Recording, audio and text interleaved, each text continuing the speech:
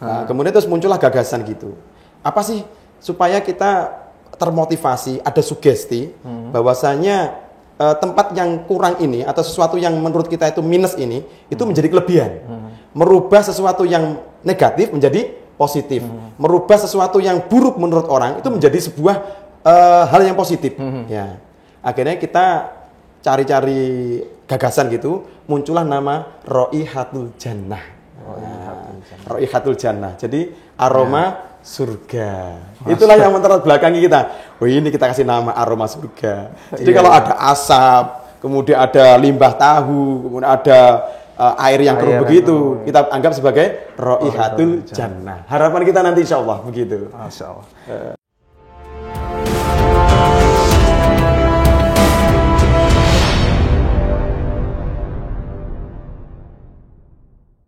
Bismillah, Assalamualaikum warahmatullahi wabarakatuh. Waalaikumsalam warahmatullahi wabarakatuh.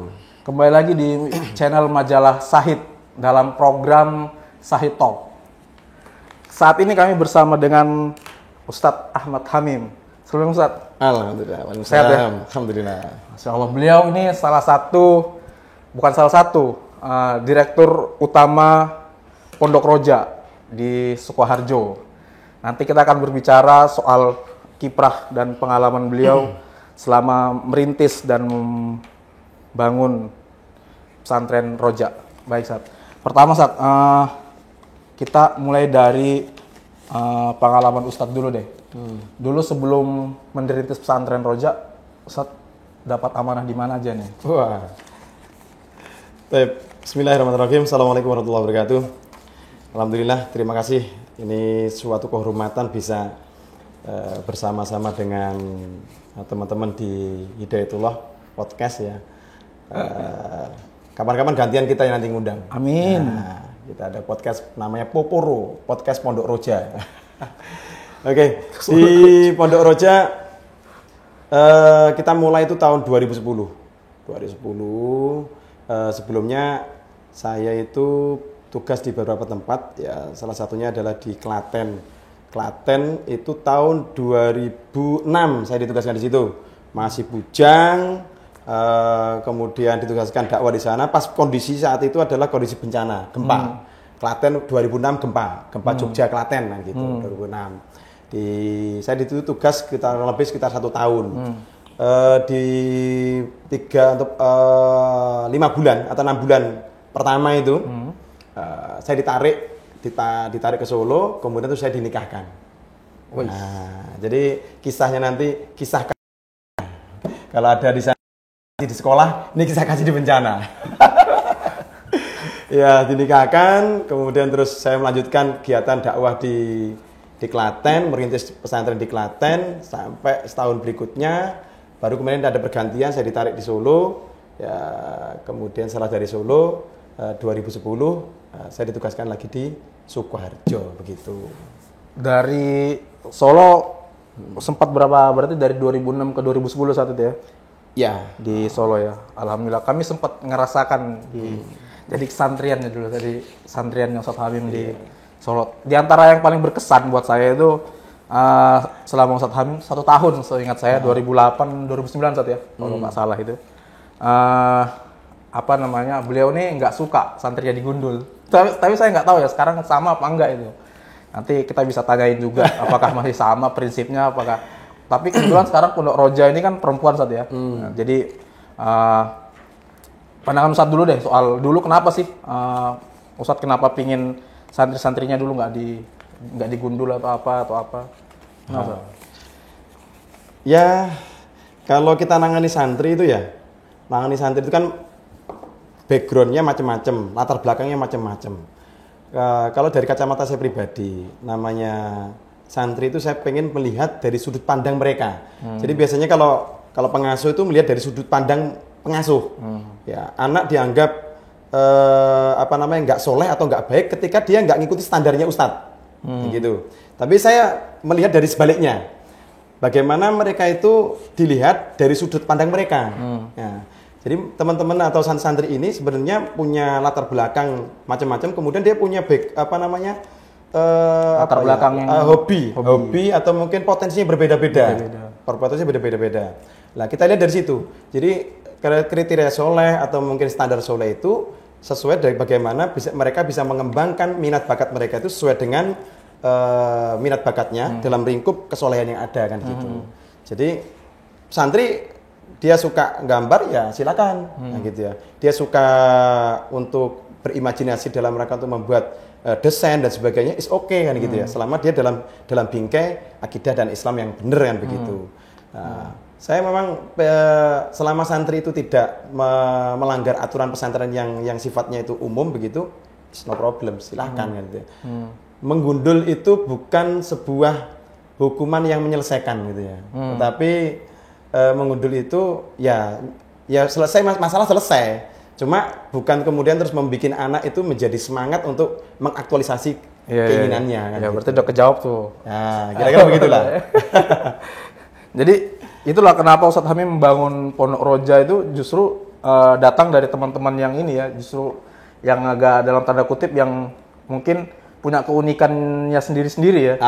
Ya kira-kira nanti begitu. kita bisa kulik ke sana.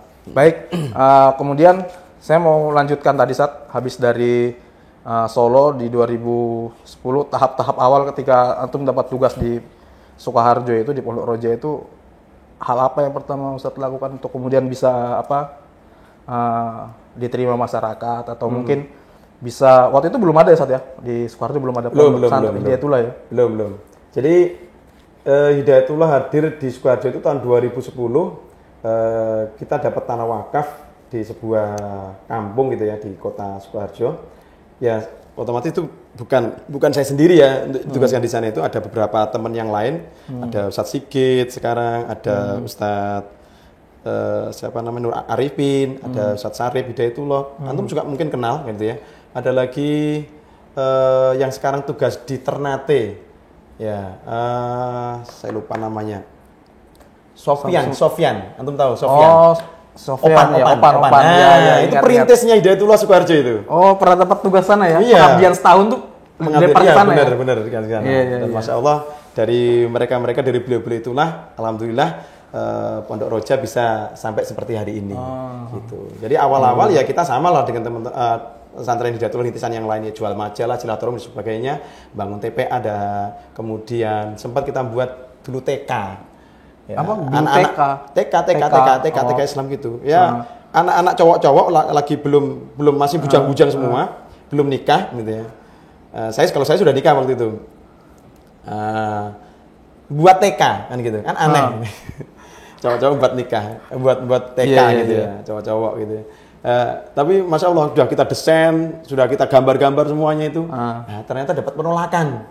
Dari ada guru-guru dari TK sebelah itu yang mereka datang ya dalam tanda petik agak demo lah gitu ya.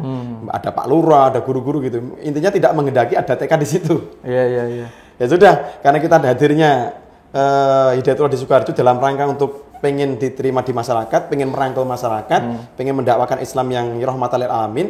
Ya oke lah, kalau ini nggak sesuai dengan masyarakat ya kita rela-rela aja, silakan, nggak apa-apa, nggak jadi berdiri TK. Ya, padahal udah didesain nih gedungnya itu, udah ada yang daftar, nah, tapi nggak jadi. Seperti itu. Kemudian Ustadz, sejak 2010 itu kan Ustadz nampaknya paten tuh, jadi ininya lah, jadi orang yang paling bertanggung jawab lah sampai hari ini Ustadz. Perjalanan Roja sendiri Ustadz bisa ini nggak Ustadz, bisa diberikan ke kita semua nggak pengalaman kemudian? Jadi gagasan kita bikin Roja itu begini. Awalnya belum ketemu nama Roja. Belum ketemu nama Roja. 2010 itu namanya Hidayatullah Sukoharjo begitu aja. 2010 baru 2015 kita dapat bantuan pembangunan masjid, asram kelas dan rumah guru. Itulah modal kita untuk mencoba membuat brosur program pesantren putri. Belum ada nama Roja, belum ada. Nah, kebetulan nih tempat wakaf kita itu, ya ini mungkin pengaturan Allah Subhanahu wa taala ya, memang pengaturan Allah Subhanahu wa taala luar biasa ya. Tanah wakaf kita itu seluas 1.800 meter persegi aja. Nah, posisi tanah wakaf kita itu bergandengan satu tembok ya, satu pagar dengan kandang sapi. Yang mana sapinya banyak sekali. otomatis limbah bau dari kandang sapi ini, apalagi kalau sapi itu kan biasanya kalau sore ada bakar-bakar api gitu ya. Nah, itu asapnya masuk ke pondok. Iya. Itu yang pertama. Yang kedua, di sampingnya kandang sapi yang satu baris juga dengan pagar dengan pondok kita itu ada pabrik tahu. Yang bisa dibayangkan asapnya ketika dia penggilingan pembakaran tahu, masak tahu itu kemana-mana kan gitu ya. Terus baunya juga, limbah baunya itu, masya Allah. Belum berhenti lagi, masih kekurangannya itu. Air yang ada di Pondok Roja itu di sekitar, bukan di Pondok Roja ya, di semua wilayah situ itu keruh kuning. Udah tercemar kali ya? Kuning, bukan di daerah sana emang rawa-rawa sebelumnya, tanah rawa. Jadi airnya yang keluar itu kuning. Jadi sudah dekat kandang sapi yang baunya masya Allah. Ya, kedua pabrik tahu yang limbahnya begitu. Yang ketiga airnya kuning. Seperti kayak ya coklat-coklat gitulah, kuning coklat gitu. Nah ini mau nggak mau kan kita nggak bisa menolak nih tanah wakaf di situ. Pak, ini kita minta tanah wakaf yang lain nggak mungkin juga kan? Sudah mau nggak mau di situ gitu ya. Nah, kemudian terus muncullah gagasan gitu. Apa sih supaya kita termotivasi, ada sugesti bahwasanya tempat yang kurang ini atau sesuatu yang menurut kita itu minus ini itu menjadi kelebihan. Merubah sesuatu yang negatif menjadi positif. Merubah sesuatu yang buruk menurut orang itu menjadi sebuah hal yang positif. Ya. Akhirnya kita cari-cari gagasan gitu, muncullah nama Raihatul Jannah. Raihatul Jannah. Jadi aroma surga. Itulah yang mentera belakangi kita.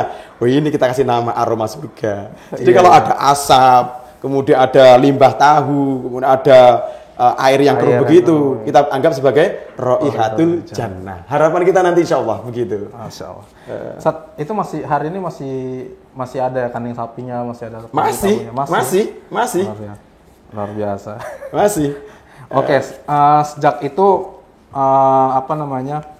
pesantren ini jalan bisa dibilang dari tahun berapa saat? 2016 ya yang benar-benar mulai kita pendaftaran santri, kemudian mulai ada santri 2016 itu kita buka pendaftaran, namanya belum Roja juga, namanya Raihatul Jannah gitu aja, Raihatul Jannah, belum disingkat Roja.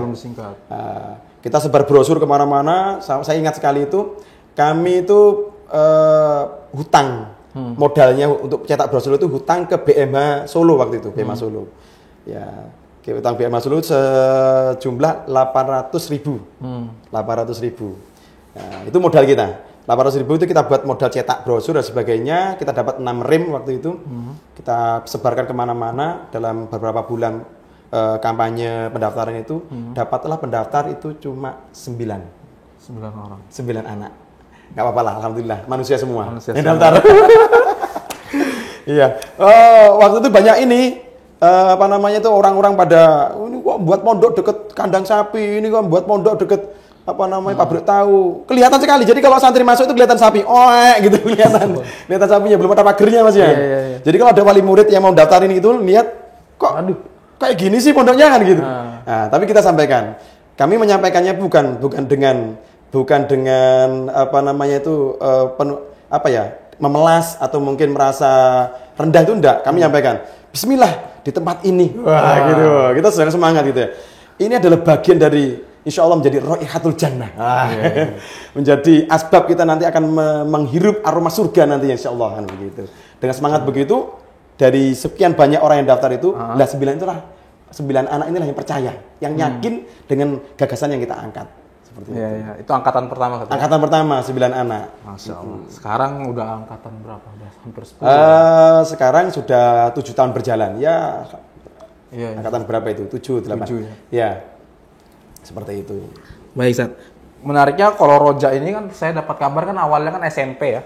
Sekarang udah ada SMA-nya, Sat ya. Itu juga masih di lokasi yang sama, Sat ya. Jadi ini perlu ini kan juga Roja itu kemudian di tahun berikutnya ya, tahun pertama kita dapat 9 santri ya. Tahun berikutnya itu kita beringinan begini. Ini gimana caranya?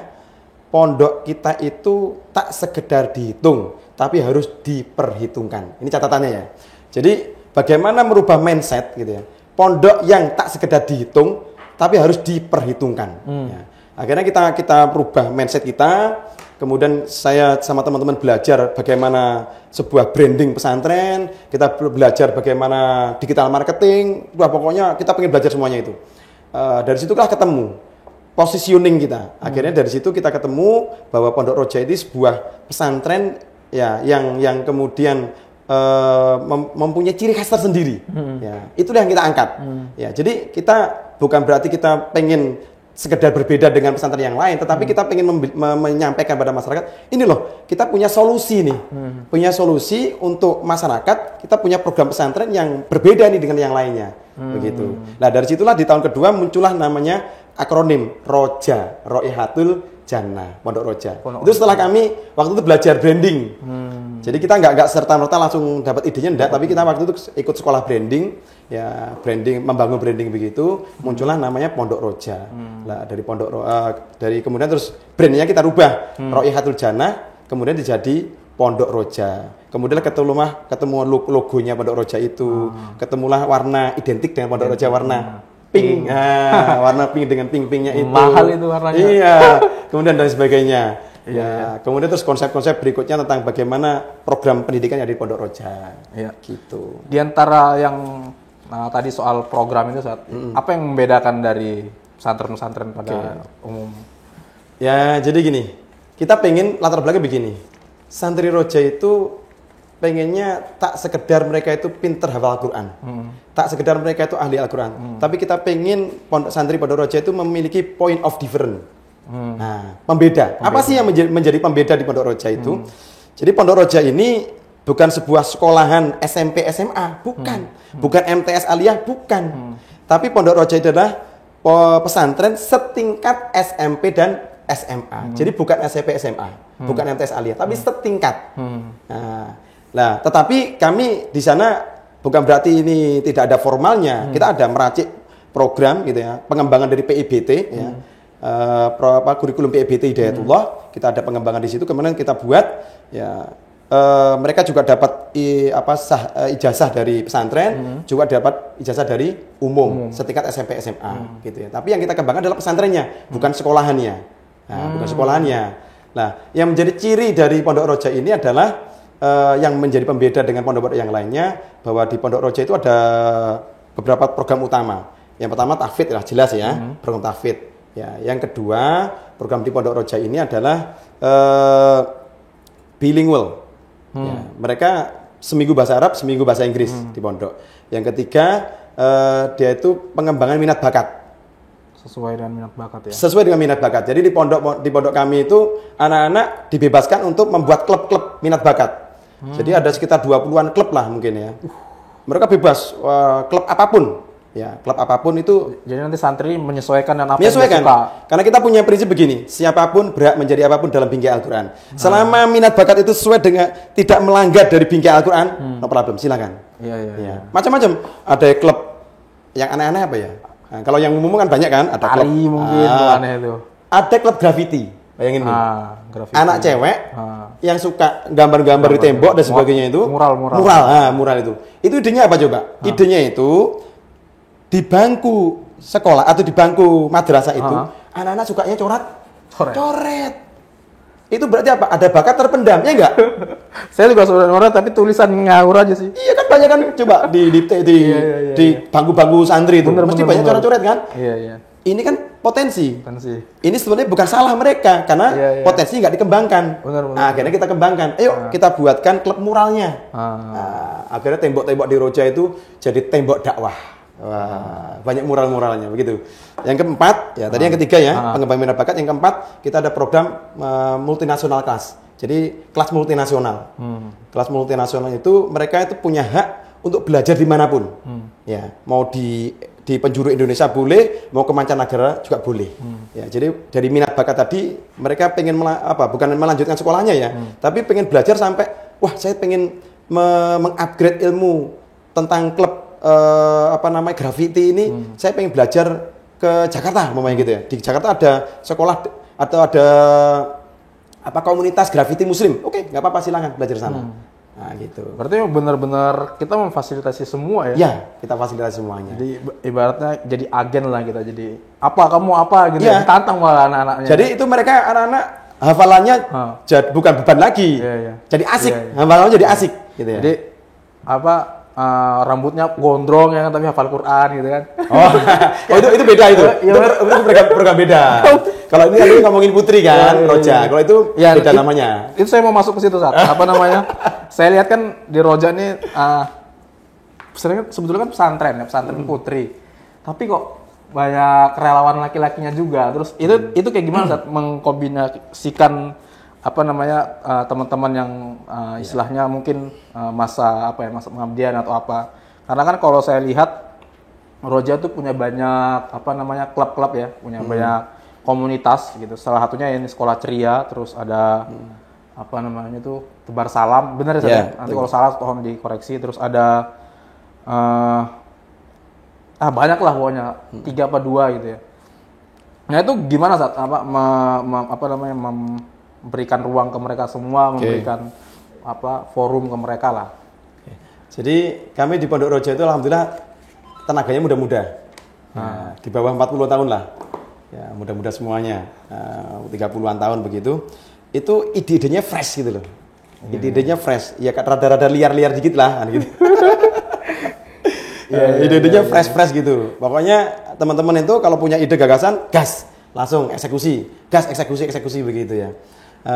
Ini tadi kan ada Pondok Roja yang sifatnya dia itu formal ya, formal. TMQ kita sebutkan TMQ, Tarbiyatul Muhafidzatul Quran gitu ya, TMQ. Jadi di sana itu ada berapa unit, ada namanya TMQ Pondok Roja itu khusus putri, yang tadi programnya adalah 4 keunggulan tadi. Kemudian ada lagi pesantren mahasiswa. Ini program 2 tahun pesantren mahasiswa. Ya, jadi ini sebetulnya pabrik guru sebenarnya. Jadi guru yang lulus dari pesantren mahasiswa ini ngajar di TMQ gitu ya. Jadi percepatan guru. Jadi kami alhamdulillah tiap tahun tidak pernah kekurangan guru. Bahkan guru bisa kita kirim ke beberapa teman-teman daerah yang lain. Kemudian ada lagi Perwira Tebar Salam. Ya, Perwira Tebar Salam ini programnya adalah ada 2 program di sana, desain grafis sama agrobisnis. Ya, agrobisnis. Kemudian ada lagi Sekolah Ceria. Kalau ini modelnya komunitas kalau Sekolah Ceria itu. Ada Sekolah Ceria, kemudian ada Media Pro, ada banyak sih, ada kafe juga, Kafe Roja. Ya. Kemudian ada Roja Training Center. Jadi ini semuanya kita buat sebagai wadah. Jadi teman-teman selain tadi santri-santri yang formal tadi yang di TMQ khusus putri itu, kami juga mengajak teman-teman alumni santri-santri Hidayatullah di sekitaran Jogja dan Solo itu kita tarik, kita ajak. Kita ajak. Jadi yang mereka punya fashion tentang pengembangan minat bakat kita ajak. Nah, dari situ mereka kita buatin wadah-wadahnya nih. Ada Sekolah Ceria, ada Roja Training Center, ada Media Pro ya. Kemudian ada lagi kafe, Roja Cafe. Ya, dan sebagainya, ada Roja Peduli kan gitu. Mereka biarkan mereka itu asik.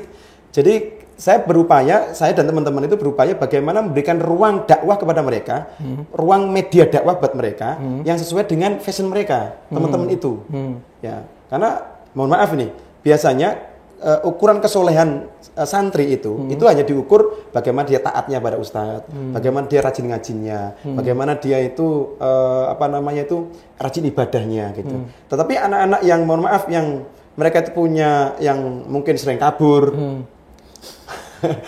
dihukum gitu kan? Ya, kalau antum enggak lah, antum. Udah enggak. Yang sering kabur, jadi dihukum. Ini lepas dari radar soleh gitu ya. Disebut toleh. Tolah-tolehan gitu. Tapi diakui tidak diakui, mereka tetap santri. Ya kan? Terus kalau mereka nggak dianggap santri, nggak ditampung, terus siapa yang nampung? Ya sudah, ayo datang tempat kami. Ya, itu kita kasih tempat, kita sewain rumah gitu. Ini base camp mula, silakan. Kalau makan ya silakan makan, tapi harus sholat tetap harus jaga, ngaji tetap jaga. Kalau mau tidur silakan tidur. Ya, gitu. Dari situ mereka kita wadahi dan alhamdulillah ternyata dari situ muncullah ada program yang sempat viral dulu ya. Ada mereka membuat film cadar, mereka membuat film macam-macam lah, ada produksi film-film pendek itu ya. Dan insya Allah ke depan rencananya ini mereka akan membuat film mencetak kader. Film mahal itu. Iya. Gagasannya sudah ada, mereka sudah menyusun skripnya itu, kemudian mengambil sedikit gambarnya, dan ini sudah mulai running ke sana insya Allah. Film mencetak kader, dan mudah-mudahan nanti ke depannya sepertinya ada film Sang Kiai, film yang seperti itulah, kolosal seperti itu ya. Sehingga insya Allah nanti mencetak kader ini menjadi sebuah pelajaran untuk anak-anak muda saat ini. Anak-anak muda saat ini kan masih levelnya jauh sekali dengan para perintis pendiri Hidayatullah secara umum kan ya. Mereka itu tahunya kan hanya cerita. Kalau kita suguhkan dalam sebuah film gitu ya, mereka kan semakin banyak menghayati dari pelajaran sistematik wahyu by film. Wah, gitu insya Allah. Masya Allah. Memang Pondok Roja kalau dalam kacamata saya ya, kumpulan anak-anak muda yang kreatif dan sangat bisa dibilang mereka unik-unik. Aneh-aneh gitu ya. Iya. Baik Sat, berikutnya ini Sat, mungkin kita berbicara soal kedepannya, kalau bayangan Ustadz Hamim nih soal Pondok Roja akan bagaimana Sat? Kalau kita bilang 5 tahun terlalu jauh nggak itu kalau 5 tahun? 5 tahun lah maksimal. Seperti apa Sat kalau Ustadz membayangkan? Kita sudah membuat planning ke depan gitu ya, 2030. Ya. Visi misi kita adalah mencetak hafidhah Quran, ya, hafidhah Quran mungkin eksploratif terbaik di Indonesia tahun 2030. Amin. Insyaallah. 2030 Sat. 2030. Berarti 6 tahun lagi. Iya, insyaallah. Jadi visi kami itu mencetak hafidhah Quran, ya, hafidhah Quran mungkin eksploratif terbaik di 2030. Jadi garis bawahnya adalah mungkin eksploratif. Ya, mereka seorang penghafal Quran, tetapi mereka itu mengeksplorasi diri sesuai dengan minat bakatnya. Seperti itu, insya Allah. Nah, ini sudah kita rintis, sudah kita step by stepnya sudah kita bangun, gitu ya. Pengembangannya dan sebagainya sudah kita buatkan. Tidak hanya pengen ini menjadi sebuah yang dimiliki Pondok Roja saja, tapi kita pengen berbagi kepada teman-teman yang lainnya yang mungkin merasa bahwa ini ada manfaatnya. Ya, kita nggak memaksa harus mau kan, enggak ya. Tapi kalau bagi teman-teman aktivis dakwah, aktivis pesantren yang lainnya, sekiranya apa yang kami miliki ini memberikan manfaat, kita siap untuk sharing-sharing gitu ya, pengembangan dan sebagainya. Ya, kita siapkan manajemen mutunya. Kita nggak main-main ya. Jadi sebuah cita-cita itu tidak bisa digagas hanya sekedar kita punya keinginan, tapi harus dibangun by system. Ya, by system. Kita perbaiki manajemennya, kita bagaimana membuat step-step tentang untuk membangun kurikulumnya, menyiapkan mereka nanti planning untuk santri-santrinya itu seperti apa. Ya, jadi kalau saya sampaikan kepada santri itu, saya sampaikan selalu begini: Indonesia terlalu sempit untuk menampung cita-cita kalian. Ya, dunia itu luas. Ya, maka silakan kalian itu dakwah ke penjuru Indonesia, penjuru dunia, gitu ya. Kita taklukkan dunia dengan dakwah, insya Allah. Bentangkan peradaban Islam ke penjuru dunia, insya Allah. Insya Allah. Terakhir Sat, pertanyaan terakhir Sat. Oke. Ya pamungkas nih. Kira-kira Sat, kalau misalnya nih Ustadz Hamim diminta mendirikan pesantren di tempat lain lagi nih, merintis pesantren di tempat lain lagi, bagaimana persiapan? Alhamdulillah. Jadi untuk menuju 2030 itu menjadi terbaik di Indonesia gitu ya, mungkin eksploratif terbaik di Indonesia itu, kami mencanangkan tiap tahun itu minimal 1 pesantren harus kita didirikan. Jadi saya tiap tahun itu merintis minimal 1 pesantren, ya 1 sampai 5 pesantren setiap tahun. Sekarang ada Roja 1, Roja 2, Roja 3, Roja 4. Ya, tiap tahun kita selalu mengupgrade, membuat pesantren baru. Itu di dekat-dekat situ atau jauh-jauh Ustaz? Ya, di samping nanti ada pesantren seperti ini, yang kita kelola sesuai dengan manajemen kita. Ada juga pesantren yang kerjasama, pendampingan, kerjasama dan sebagainya. Itu ada di Jawa Timur, ada di Sulawesi, ada di beberapa tempat yang lain, gitu. Nah ini supaya ada semacam akselerasi kebaikan. Jadi kebaikan tuh jangan sampai hanya kita miliki sendiri, tapi bagaimana kebaikan itu bisa dinikmati oleh masyarakat umum yang lainnya. Sekiranya itu bermanfaat.